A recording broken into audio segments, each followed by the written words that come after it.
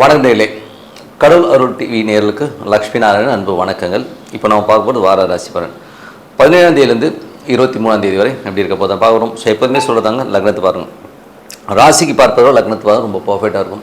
உதாரணமாக ஒரு மகர லக்னம் ரிச்சிக ராசினா நீங்கள் ரிச்சிக ராசிக்கான பலன்களை பார்க்குறது மகர ராசிக்கான பலன்களை பார்க்க ரொம்ப பர்ஃபெக்டாக இருக்கும். முதல்ல வர்றது பொது பலன்கள், அதுக்கப்புறம் தசாபுக்தி பலன்கள். உங்கள் ஜனனகால ஜாதகத்தில் என்ன தசாபுக்தி அந்தரங்கள் வருதோ அதை வந்து நோட் பண்ணி வச்சு மிங்கிள் பண்ணி பாருங்கள், ரொம்ப பர்ஃபெக்டாக இருக்கும். வீடியோட எண்டில் டிப் ஆஃப் த வீக் இருக்குது, மறக்காமல் பாருங்கள். இந்த வாட்டி டிப் ஆஃப் த வீக்கில் நம்ம சொல்கிறது என்னென்னா விஷ்ணுபதி புண்ணிய காலம். நமக்கு வந்து ஒரு பொருளாதார தடை, பொருளாதாரம் சம்மந்தமான விஷயங்களுக்கு இந்த விஷ்ணுபதி புண்ணிய காலத்தில் நீங்கள் செய்கிற பிரார்த்தனை பெரிய ஒரு ரிலீஃபாக இருக்கும். பெரிய பொருள் வர்றதுக்கான வாய்ப்புலாம் ரொம்ப சிறப்பாக இருங்க, மிஸ் பண்ணாமல் பாருங்கள். மகர ராசி. ஸோ மகர ராசிக்கு வந்து பார்த்திங்கன்னா உங்களது ராசி அதிபதி சனி, 2ஆம் அதிபதி 3இல் இருக்கும்போது சின்ன சின்ன கலகங்களை ஏற்படுறதுக்கான வாய்ப்புகள் நிறைய இருக்குது. அது மட்டும் இல்லை, சனி வக்கரமானாலும் புதன் வந்து இப்போ 8இல் இருக்கும்பொழுது நமக்கு ஒரு மன பயங்களை கொடுக்கும். கடனோ வேலை சம்மந்தமான விஷயங்கள்லாம் வந்து நமக்கு ஒரு மன உளைச்சலை கொடுக்கறதுக்கான வாய்ப்புகளை கொடுத்துருங்க. ஸோ அதனால் கொஞ்சம் குலதெய்வ வழிபாடு வந்து இந்த காலகட்டத்தில் வந்து ஒரு நல்ல ரிலீஃபாக இருக்கிறதுக்கான வாய்ப்புகள் ரொம்ப நல்லா இருக்குது. அதுக்கப்புறம் பார்க்கும்போது உங்களது 3ஆம் அதிபதி 7இல் வந்து நல்ல உச்சமாக இருக்கிறதுனால உங்களுக்கு வந்து குரு வழிபாடு ரொம்ப அற்புதமான பலன்களை கொடுக்கும். குலதெய்வமும் ஏதாச்சும் குருமார்கள் வழிபாடு இருந்ததுன்னா இப்போ இருக்க ஸ்ட்ரெஸ்லேருந்து நீங்கள் ரிலீவ் ஆகி வர்றதுக்கான வாய்ப்புகள் எல்லாமே நிறைய இருக்குது. அதுக்கப்புறம் பார்க்கும்போது உங்களுடைய 4ஆம் அதிபதி மற்றும் 11ஆம் அதிபதியான செவ்வாய் இப்போ வந்து 6இல் இருக்கும்போது, அவர் பாதக அதிபதி என்றைக்குமே 6இல் ராகுவோடு இருக்கும்போது வேலை விஷயங்களில் தேவையில்லாத பயங்களையும் ஒரு தேவையில்லாத கோபங்களையும் ஏற்படுத்திடும். கொஞ்சம் எமோஷன் ஆகிடும். அதனால் வேலை செய்கிற இடங்களில் பேசும்போது ரொம்ப கவனமாக இருக்கிறது ரொம்ப நல்லதுங்க. 7ஆம் அதிபதியான சந்திரன் சிறப்பான விஷயங்கள் நல்ல ஏற்ற நல்ல லாபங்கள் கொடுத்தாலும் புதன் வியாழக்கிழமைகளில் ரொம்ப கவனமாக இருக்கணுங்க. 8ஆம் அதிபதி ஆட்சி பலத்தோடு இருக்கும்போது பாசஸ்ஸு, அவங்க மேலே இருக்க அதிகாரிகள் இவங்ககிட்டலாம் வந்து கொஞ்சம் கவனமாக இருந்துக்குங்க. அதனால் வந்து நமக்கு ஒரு மனக்காயங்கள் ஏற்படுறதுக்கான வாய்ப்புகளும் கொஞ்சம் கவனமாக பார்த்துக்கிறது ரொம்ப நல்லது. 9ஆம் அதிபதியான புதன் 8இல் இருக்கும்போது தந்தை சார்ந்த உறவுகள், வெளிநாட்டில் இருக்கவங்களுக்குலாம் வந்து கொஞ்சம் எமோஷன்ஸு, அவங்களால வந்து ஒரு ஸ்ட்ரெஸ் வர்றதுக்கான வாய்ப்புகளும் ரொம்ப கவனமாக இருக்கணும். வேலையிலும் ரொம்ப கவனமாக இருக்கணுங்க. ஒரு நெருக்கடிகளை ஏற்படுத்துவாங்க. 10ஆம் அதிபதியான சுக்கிரன், 10ஆம் அதிபதியான சுக்கிரன் வந்து 9இல் வந்து நீச்சமாக இருக்கும்போது தொழில் ரீதியான விஷயங்களும் மன காயங்கள் வர்றதுக்கான வாய்ப்புகள் இருக்குது.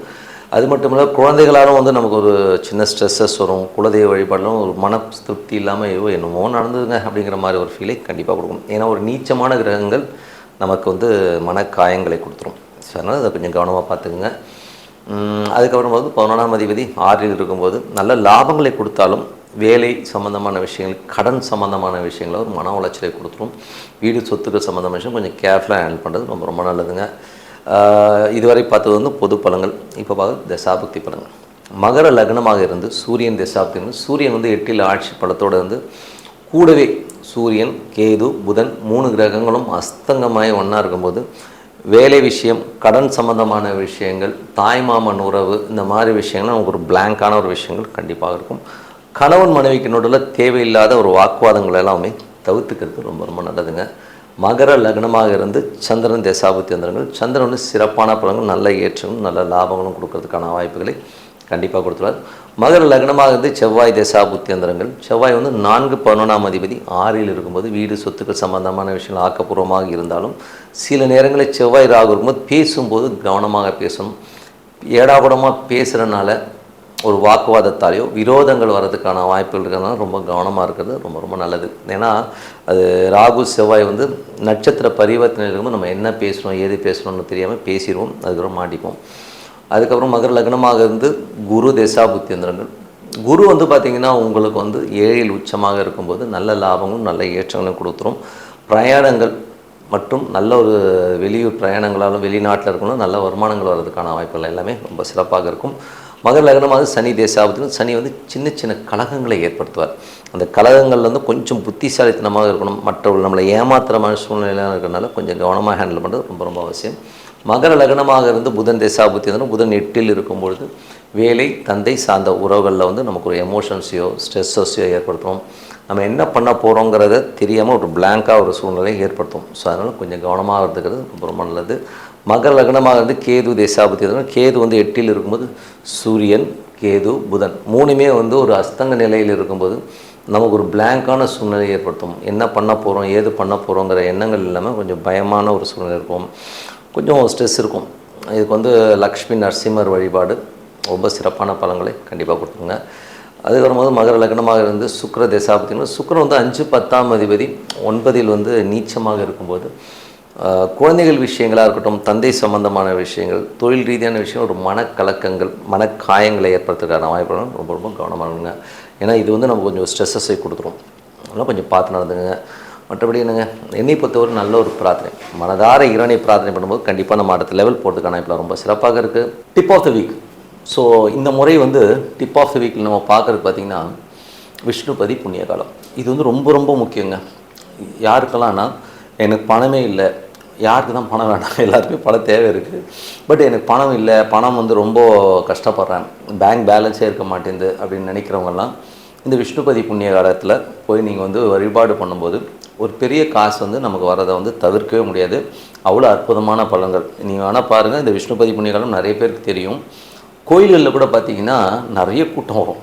இப்போ பார்த்திங்கன்னா நிறைய பேர் தெரிஞ்சது, நிறைய கூட்டம் வருது. இது ஒர்க் ஆகுதா, ஒர்க் ஆகலைன்னா சூப்பராக ஒர்க் ஆகுதுங்க. கிட்டத்தட்ட வந்து நானும் வழிபாடு பண்ணுறேன். நான் வழிபாடு பண்ண ஆரம்பிச்சு என் பர்சனலாகவும் நல்ல ஒரு வருமானங்கள் வர ஆரம்பிச்சிச்சு.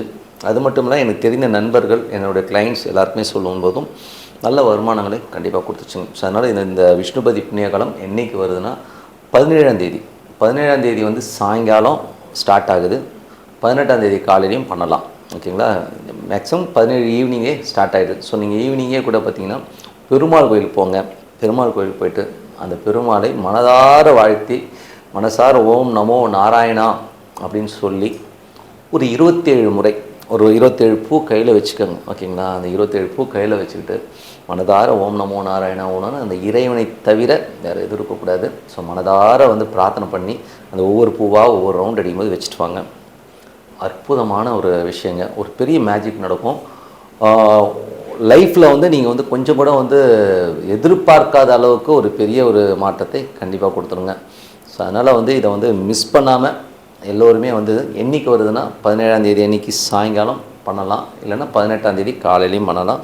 அற்புதமான விஷயங்கள் உங்கள் வாழ்க்கையில் பெரிய வெற்றி பெற இது சிறப்பான விஷயமாக அமையுங்க. ஸோ மீண்டும் ஒரு நிகழ்ச்சியில் சந்திப்போம். உங்களிடம் விடைபெறுவது உங்கள் லட்சுமி நாராயணன். நன்றி, வணக்கம். கடவுள் அருள் டிவியை பார்த்தமைக்க நன்றிகள். மேலும் இது போன்ற தகவல்களை தெரிந்து கொள்ள கடவுள் அருள் டிவியை சப்ஸ்கிரைப் செய்யுங்கள். மறக்காமல் பெல் ஐக்கானை கிளிக் செய்யுங்கள்.